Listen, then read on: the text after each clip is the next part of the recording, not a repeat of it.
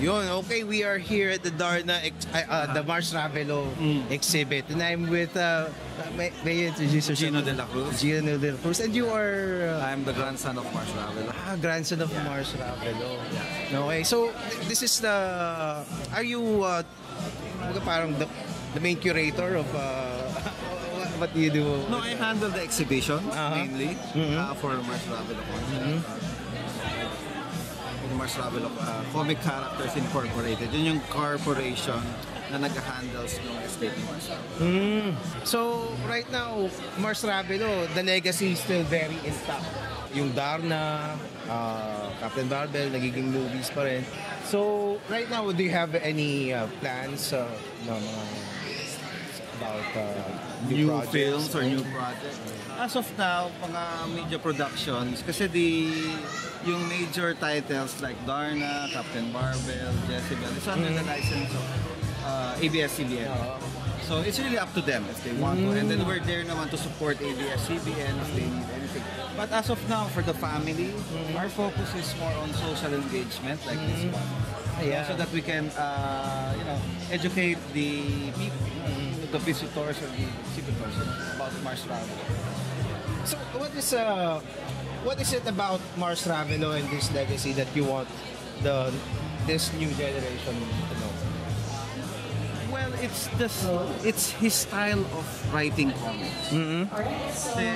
The way we write comics today is different from the way they write comics back then. Okay, so when Mars Ravelo writes a comic, a story, like or a novel, right? It's always grounded on social issues, social, and it's focused on the masses. So kung ano yung problema ng masa noon, di ba? Yun ang ano niya. And well, now it's being it's still being written by the newer comics. Pero back then kasi there's more depth of that. And then he would write comics for like isang novel niya. Minsan it would span no longer than 100 issues. Kailangan yan matapos siya. Alright? And it's that hindi siya naniniwala on commercializing a story. What do you mean commercializing? I mean, for example, may sumikat siya na may isang story. Let's say Darna at Valentina. Sumikat yun, di ba? Hands down. Pero itatapos niya yun in less than 100 issues. Hindi niya isi-stretch yung story. I see. So yung next na Darna at Babaeng Lawin, ibang story na yon. Although nandun si Darna is just an instrument. Isang lang siya. Kasi the story of Darna is always focused on the villain. Kung paano na-establish siya, paano siya naging villain, ano yung nag-cause ng pagiging evil niya. Kasi naniniwala siya na walang taong pinanganak na masama. So that's his way of writing. Kaya sometimes, I'm just focusing on Darna, pero karamihan ng mga stories is like that. Alright? So, he would explain each character, especially the villains, kung paano siya naging masama, that it's a victim of social circumstances, about the society na they treated them wrong, influenced by evil beings. But yeah, and a lot of his work actually is focused on drama and romance. And we know him kasi sa superheroes. So actually, if you look at the exhibit, mas marami siyang stories sa drama. Kasi dun siya mas magaling, like Maruha, Bittersweet, Roberta. Oo nga pala, no? Yes. And aside from that, during his time, he's very progressive. So he's the first writer who wrote issues about homosexuality in good light, and not making fun. Yung tubog sa ginto. And we want to highlight that here. So nandito siya sa isang panel. Nandun. Tignan natin. Ito yan, Breaking Roles. Okay. So, yan yung tubog sa ginto. Tubog sa ginto. Comics yan. I saw the The movie. The movie. Yeah, kompleto yan. Comics, movie, prosa. So naging prosa pa Eddie Garcia, di ba? Yes. Sa ginto. Yes. Yan siya. So, I mean, di ba, kilala mo siya, alam mo yung tubog sa ginto, pero hindi mo alam na si Mars Ravelo. Oo, hindi ko That is alam. the purpose of this exhibit. Oo nga no? So, katulad nun, may mga nagsabi, ay, si Bonjing pala gumawa kay Mars Ravelo. Maraming may hindi alam. Kaya yung Maruha. Kasi they know Maruha from one, it's either yung Susan Roses or yung kay Carmina. Carmina. Kasi out of 300 titles na sinulat ng lola ko, 105 doon naging movie adaptations. Excluding pa yung mga TV adaptations, which is modern times na. Yes. So, Dati talagang TV tsaka comics magka ano talaga. Ngayon parang hirap na hirap kumuha ang mga TV from comics properties, no? kasi back then, iba yung scenario natin iba yung situation. Noong 1947 hanggang let's say probably 1965, ang main form of entertainment, hindi lang kasi buong Pilipinas, not just Manila, is magazines, comics. Okay? So, pag nagsulat yung lolo ko ng comic novel na sumikat, most likely, ang manonood ng movie noon, yung mga readers. Yung first movie or comic na adapted into movie yung Roberta. So, it was 1950s. Palugi na yung Sampaguita noon. Talaga? So, they decided to make Roberta. So, pumatok yung Roberta, and yun, after that, lahat na gawa ng lolo ko na stories, ginagawa ng movie. Darna, for example, 1950 siya lumabas. 1951, naging movie na kay Rosa del Rosario. 1952, lumabas yung Darna at Babaeng Lawin. The same year, naging movie na rin siya. Kasi back then, di ba? So, mas ang tao sa comics, so they would watch the movie. Pero kasi ngayon, different na. Iba na ngayon. Kasi we have streaming, TV shows. And nagkaroon na ng time na nung around 1970s, syempre the directors would want to put their name on the story. Which is, ngayon nagagalit na yung mga tao, and especially din yung lolo ko, kasi nag-iiba na yung story. Hindi na yung story niya. So there was a time na minsan may mga ayaw siya na director, nagagalit siya, kasi bakit nag-iiba yung story? So, how much yung mga na tinype ni mga Mars, ano bang tawag niyo sa ano siya? May mga na-preserve ba kayo doon?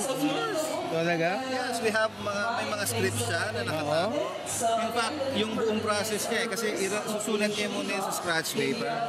After masulat niya yung idea sa scratch paper, isusulat niya yon sa logbook. Meron siyang logbook na naka-itemize doon per panel kung ano yung naka-ano doon, kung ano yung particular. And then after magawa niya sa logbook yun, ita-type na niya yun into the script. So, saka pa lang siya magta-type. So, sample yung nasa harapan, yung sa makinilya. So, very detailed siyang Yes. So, pag are you planning to do, this is the typewriter that he used? It's a exact replica.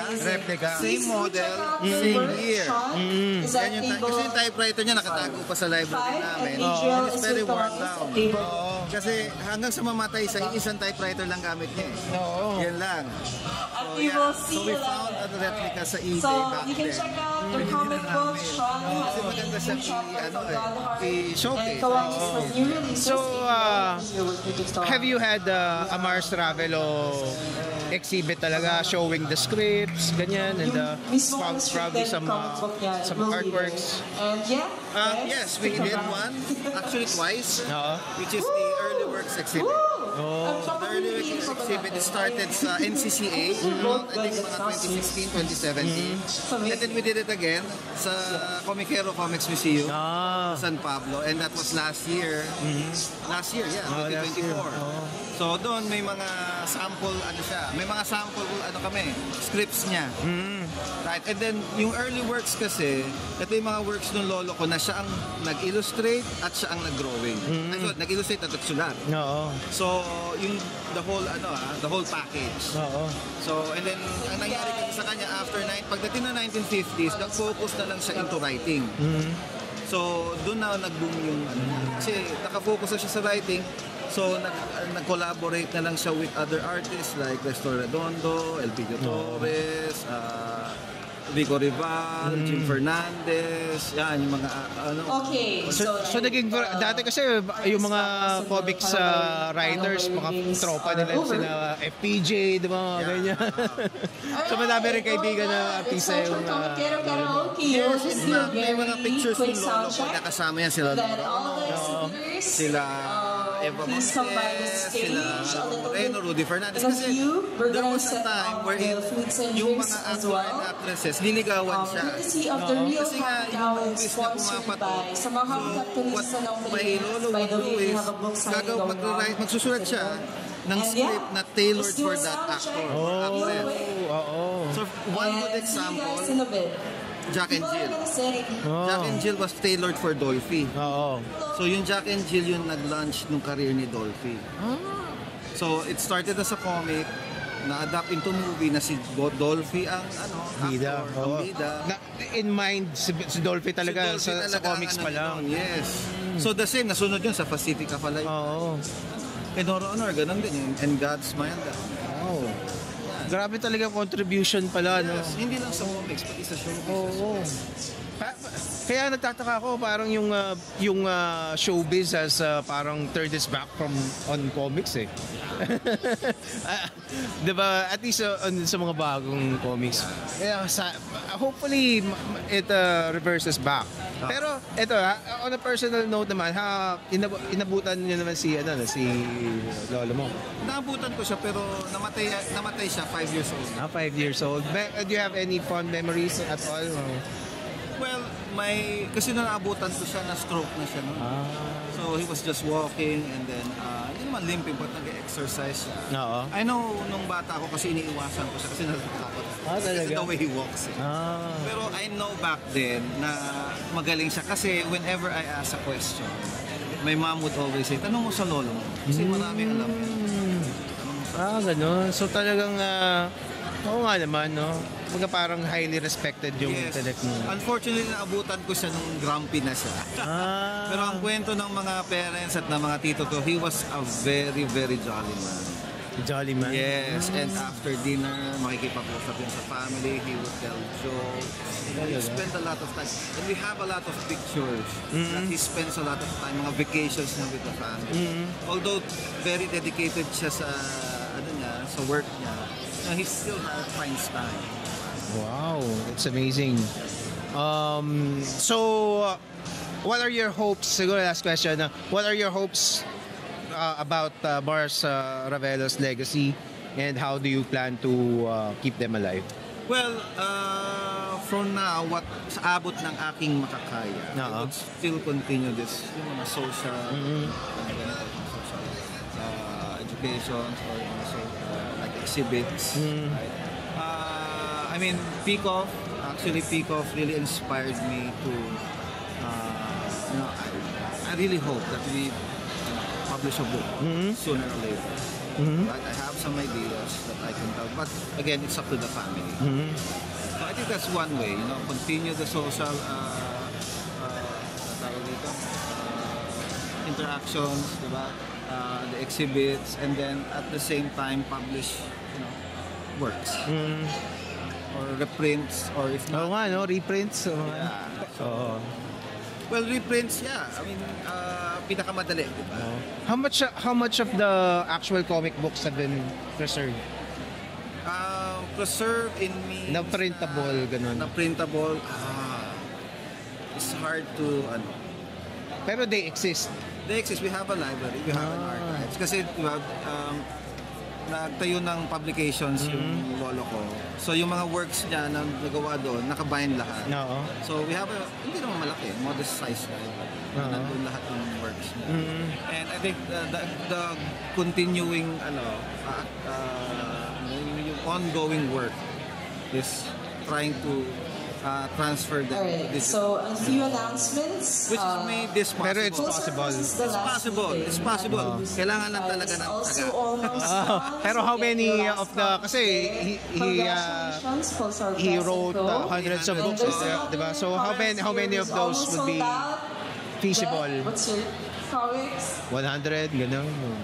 Mahirap din pero sa aking, ang alam ko, I can give a percentage. Ayun, so we only have the last 2 More or less copies mga of A 60%. Foreigner in 60%? Manila That's a at good the number. Karakatli Batch 10 booth. Marami so pa kaming this is here, they're right by the natatagpuan na stage. gawa You can niya. reserve. Last 2 copies, guys. Hinahanap pa Almost sold namin. out na Oo. sila. So you're actively seeking pa rin? Oh, wow, that's good. In fact, may nakausap ka ako kanina eh. Congrats, Jet Yung may Town. original One na half redondo of na drawing ni Darna. I told him, sabi ko, kung may plan ka mag-liquidate, ako una mong kontakin na. Oo. Oo, Kaya diba? we're still trying to build our library. Yes. Oh, that's great. So, yun. If you have plans, if you want to, we can continue the conversation in my podcast. I have a studio, and I'd love to have you talk more about Mars Ravelo and your plans with the estate and whatever is going on. Kung may plano kayo na exhibit or what you want to. Of course. And hopefully, yung next exhibit namin would be in Super Manila. Super Manila. So I still have to talk to San. Okay. Iron up some things. Pero yun ang hopefully next time. All right. And we're looking forward to Team of 2020. Yeah, all right. Salamat, Gino. Yeah, thank you. Thank you so much. Okay. Thank you. I'll give you my money. Sige.